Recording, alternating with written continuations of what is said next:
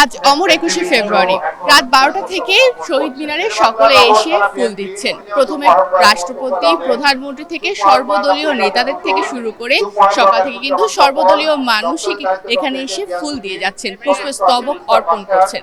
কিন্তু যে ফুলগুলো এখানে দেওয়া হচ্ছে সেই ফুলগুলো কোথায় যাচ্ছে? কারণ যে পুষ্পস্তবকগুলো এখানে শহীদ মিনারে এসে অর্পণ করা হচ্ছে সেগুলো কিন্তু কিছুক্ষণ পরে সরিয়ে ফেলা হচ্ছে, যাতে নতুন করে আবার যারা পুষ্পস্তবক নিয়ে আসছে তারা যাতে এখানে পুষ্পস্তবক অর্পণ করতে পারে। কিন্তু সেই ফুলগুলো কোথায় যাচ্ছে? সেই ফুলগুলো আসলে শহীদ মিনারে এখানে নিয়ে এসে ফুলগুলো খুলে শহীদদের উদ্দেশ্যে এখানে যে আলপনা করা হয়েছে সেই আলপনার ওপরে ফুল দিয়ে সাজানো হচ্ছে। যে ফুলগুলো আসলে একপাশে ফেলে রাখা পুষ্পস্তবকগুলো ফেলে রাখা হচ্ছে না, বরং এই ফুলগুলো দিয়ে সুন্দর করে শহীদদেরকে শ্রদ্ধা জানানো হচ্ছে। ভবিষ্যৎ হোক নিরাপদ, বিনিয়োগ হোক বিশ্বস্ত, আর আমার পছন্দ সল্ট বে। ওয়েলকাম টু সল্ট বে। ১৯৫২ সালের এই দিনে মায়ের ভাষা বাংলাকে রাষ্ট্রভাষার মর্যাদা দেওয়ার দাবিতে বুকের রক্ত দিয়েছিলেন সালাম, রফিক, জব্বার, বরকত, শফিউর সহ আরও অনেক অমর শহীদ। ১৪৪ ধারা ভেঙে রাজপথে নেমে আসা তরুণদের সেই সাহসী উচ্চারণ ইতিহাসে এক অনন্য দৃষ্টান্ত হয়ে আছে। গুলিবর্ষণ, রক্তপাত আর মৃত্যুর মধ্য দিয়ে যে দিনটি শুরু হয়েছিল প্রতিবাদে, সেই দিনই পরবর্তীতে হয়ে ওঠে ভাষা, অধিকার ও আত্মমর্যাদার প্রতীক।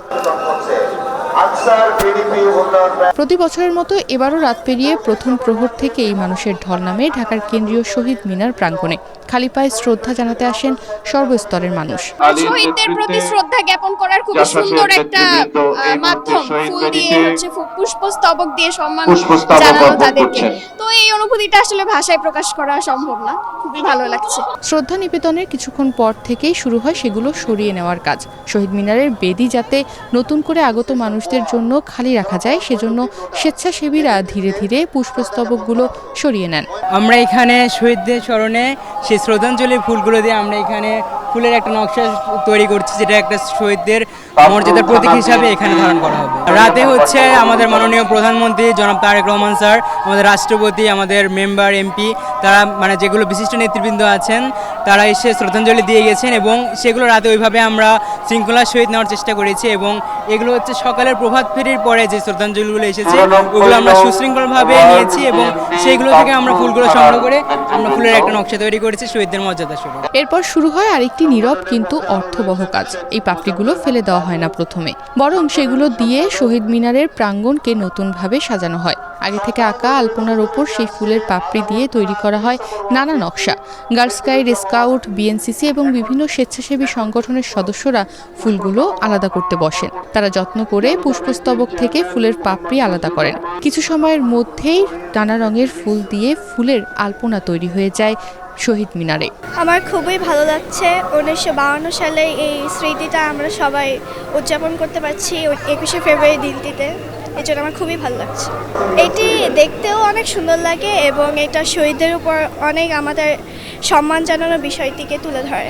দিনের শেষে যখন ভিড় কমে আসে তখন অবশিষ্ট ফুল ও পাপড়িগুলো সংগ্রহ করে ট্রাকে করে নিয়ে যাওয়া হয় নির্দিষ্ট স্থানে। সেগুলো মাটিতে ফেলে প্রাকৃতিকভাবে নষ্ট হতে দেওয়া হয়, যাতে কোনো ধরনের পরিবেশ দূষণ না হয়। এভাবেই শ্রদ্ধার সেই ফুল শেষ পর্যন্ত ফিরে যায় মাটির কাছেই, যে মাটির জন্যই একদিন জীবন দিয়েছিল ভাষা শহীদরা। তনিমা রহমান, বাংলাদেশ প্রতিদিন।